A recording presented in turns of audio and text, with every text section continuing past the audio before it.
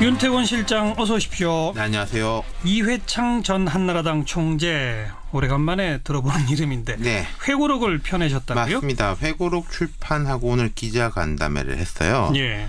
그 얼마 전에 전두환 전 대통령 회고록 냈잖아요. 그랬죠. 그 광주 항쟁과 관련된 내용 등이 이제 명예훼손 혐의가 있어서 판매 및 배포 금지 조치가 지금 내려져 있는데, 예. 물론 이회창 전 총재는 뭐 그럴 일이 전혀 없죠. 네, 네.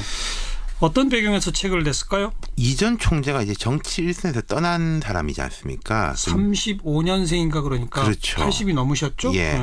그런데 이분이 뭐 거의 60년을 법조계와 정치권의 중심에 있었던 인물이죠. 예. 법조계에서는 대법관, 정치권에서는 감사원장, 국무총리, 야당 총재, 1야당으로 후보로 출마 2번, 그리고 그랬죠. 이제 독자 출마 1번.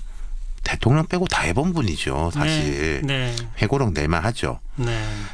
어떤 대목이 제일 눈에 띕니까? 그러니까 이제 이런 이야기를 하더라고요. 지금 이제 보수가 되게 어려운 상황에 처해 있고 자신의 정치도 돌아보면 성공했다고 볼 수는 없는데, 지금 이 상황에서 내가 이런 걸 쓰지 않으면 누가 쓰겠냐. 예, 보수에 예. 대해서 되돌아보는 예. 뭐 그런 말은 좀 울림이 있었던 것 같아요. 예.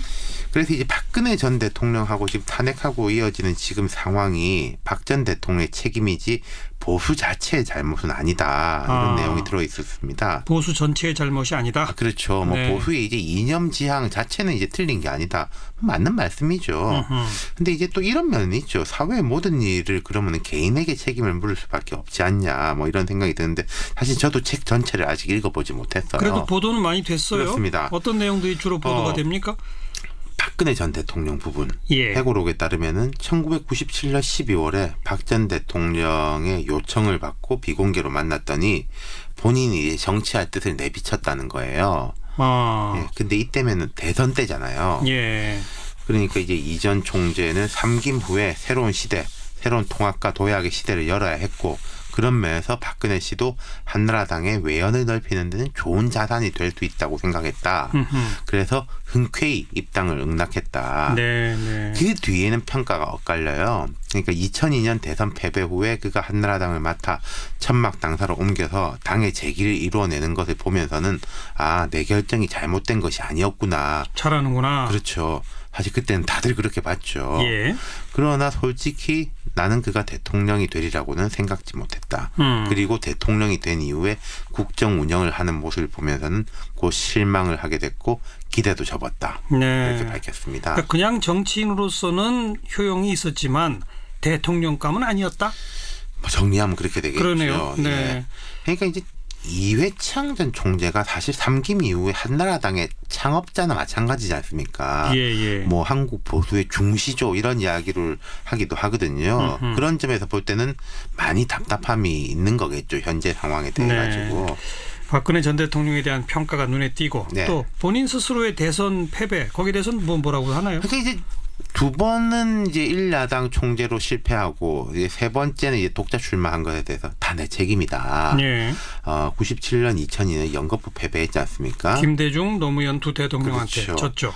김대중 전 대통령에 대해 가지고는 이제 DJP 연합이 이제 야합이었다. 하지만 그럼에도 불구하고 뭐 내가 진 거지 누굴 탓하랴. 근데 이제 97년 패배하고 2002년 패배는 약간 달리 보는 게 있는 것 같아요. 예. 이회창 전 총재가 97년이야.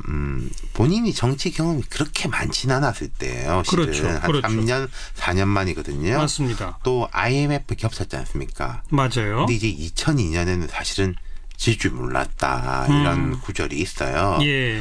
우리가 인터넷 매체 활용해서 뒤진 것도 주요한 패인이었다. 2002년에? 예. 2002년 대선 당시에는 이미 인터넷 매체를 통해 후보와 정책을 홍보하고 지지를 규합하고 적극적 선거 참여를 촉구하는 시점이었는데 우리는 그렇지 못했다. 네. 뭐 분석이 맞는 말이죠. 맞는 말이죠. 예. 그런데 또 이런 구절도 있어요. 2002년 대선 승패를 가른 것은 그런 이미지와 연출의 대결이었지 정책이나 시대 정신은 핵심적 요인이 아니었다. 이미지와 연출의 대결에서 나는 완패했고 이것은 나의 능력 부족이었다. 예. 그러니까 조금 이제 속뜻이 다른 부분이 있겠죠. 정책이나 시대 정신이 아니라 예. 단지 그냥 이미지. 네, 근데 이제 또 노무현 그 김대중 전 대통령에 대해서는 좀 박한 평가를 했고 대통령직 수행에 대해서 노무현 전 대통령에 대해서는 정치 자금의 고리를 끄는 것 이것은 이제 훌륭한 성과다 이렇게 평가하는 게 있더라고요. 네. 뭐 이회창 전 총재의 회고록이 지금 뭐 보수의 위기 이거 탈출에 어떤 뭐 도움이 될까요? 어떤 효과가 있을까요? 특별한 효과야 있겠습니까만은 지금 이제 보수 정당이 워낙에 질이 멸렬하니까 사실은 말할 만한 자격이 있는 사람이 말하는 것일 수가 있어요. 보수 진영 전체에서 보면은. 예. 그리고 박근혜 전 대통령 구속 수감 중이고 이명박 전 대통령도 지금 뭐 적폐청산에게 타겟 비슷하게 된 상황이지 않습니까? 그렇죠. 근데 이회창 전 총재는 평가는 엇갈리지만 뭐 개인적 흠결이라든지 도덕적인 이제 문제를 들이댈 수는 없는 사람이거든요.